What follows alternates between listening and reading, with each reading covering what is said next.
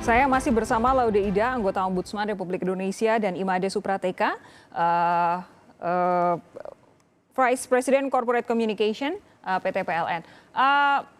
Pak Made, tadi pertanyaan yang sempat saya gantung sebelum kita jeda iklan adalah bagaimana kemudian PLN bisa memastikan masyarakat tidak dirugikan untuk kali kedua pada nanti tagihan bulan ini, bulan Juni, atau kemudian kalau misalkan memang akan terus ada PSBB yang berlaku di wilayah Indonesia.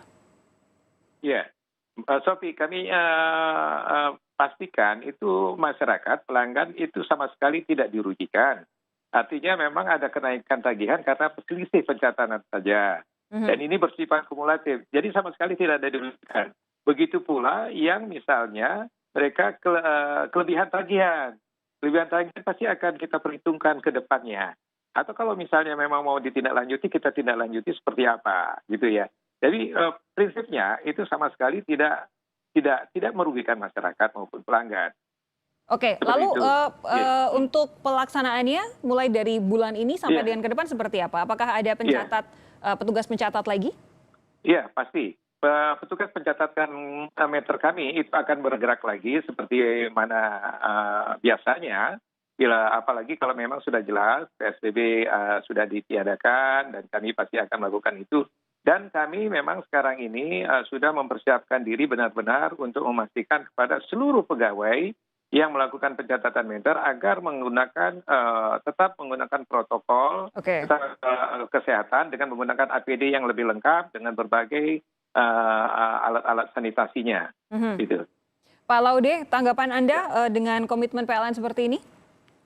Ya, saya kira bagus saja. Tapi poin pertama yang saya harus katakan bahwa ini kebijakan tentang kelistrikan, kePLN-an itu sebetulnya di era corona ini merugikan kelompok masyarakat tertentu. Karena harusnya orang semua kerja dari rumah, sekolah pun di rumah, belajar di rumah, dan sebagainya di rumah, pasti daya yang digunakan meningkat. Itu rumusnya seperti itu. Karena meningkatnya tagihan hanya dua hal saja. Satu, kenaikan tarif. Kedua, penggunaan daya yang bertambah. Ini kita pakai yang kedua ini sekarang. Nah, penggunaan daya yang bertambah ini dipaksa oleh satu kebijakan pemerintah, di mana kelompok semua kita sekarang bekerja dari rumah, otomatis kenaikan. Itu yang pertama. Yang kemudian kedua, saya mau katakan tadi yang pertama ini adalah kebijakan yang harus ditinjau kembali oleh pemerintah untuk tidak merugikan banyak orang, tidak melakukan subsidi silang. Sebuah informasi aja, beberapa kali kami diskusi di media, di radio, misalnya ada yang menelepon potensi gesekan sosial di tingkat bawah karena merasa satu kelompok, satu pihak itu mensubsidi silang ke kelompok tertentu, itu sudah ada di kelompok tertentu. Itu yang pertama soal kebijakan. Yang kemudian kedua soal komunikasi ke publik.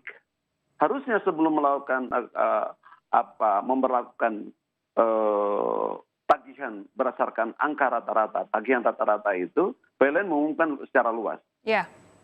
Itu. Yang ketiga, saya kira ini penting ya.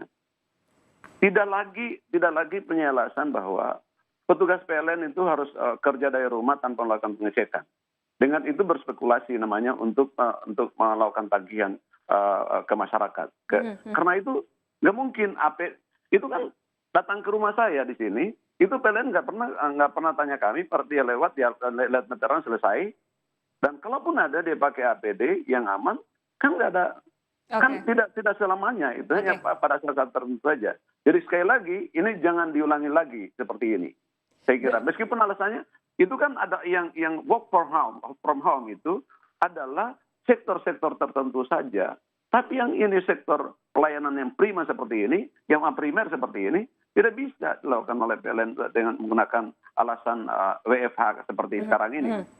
Baik, terakhir Pak Made, jadi untuk mulai bulan depan masyarakat akan melihat tagihan yang lebih real gitu, dan juga mempertimbangkan kelebihan atau kekurangan dari tagihan bulan kemarin ya? Iya. Ya, baik, Pak Sophie, ke closingnya ya, artinya gini, kami itu ulangi lagi bahwa memang pertama basisnya adalah tidak terjadi kenaikan harga listrik, tarif listrik. Sehingga penagihan itu berbasis pada penagihan harga listrik sebelumnya. Baik. Jadi dengan adanya stimulus oleh pemerintah kepada golongan-golongan rumah tangga tidak mampu, itu bukan berarti kemudian terjadi adanya subsidi. Ya, Jadi ya. memang berdasarkan tarif listrik yang sudah lama, lalu pemerintah mengeluarkan kebijakan stimulus COVID-19 ini di 4 golongan pelanggan. Jadi sama sekali tidak ada yang namanya subsidi silang. Baik, jadi Lalu tidak yang ada kenaikan harga listrik, tidak ada Tidak, sama sekali. subsidi Itu- silang untuk yang iya. gratis atau diskon 50% ya? Tidak. Baik. Itu memang berdasarkan ruang fiskal pemerintah. Sekarang pemerintah ini hanya menjangkau di 4 golongan tarif saja, yaitu golongan R1, R1 450 VA, R1 900 VA, dan industri I1 450 VA dan B1 450 VA. Baik. Hanya itu saja. Jadi itu saja yang diberikan kelonggaran, artinya penggratisan selama 6 bulan dan ada penggratisan selama 3 bulan untuk golongan rumah tangga tidak mampu R1 450. Itu. Pak Imade Suprateka, Ya, Vice President ya. Corporate Communication PT Ya. PLN, terima kasih sudah bergabung bersama kami. Terima Pak Laude kasih. Ida, anggota Ombudsman Republik Indonesia, terima kasih juga sudah Terima meluangkan kasih, waktu terima untuk Sapa Indonesia Malam.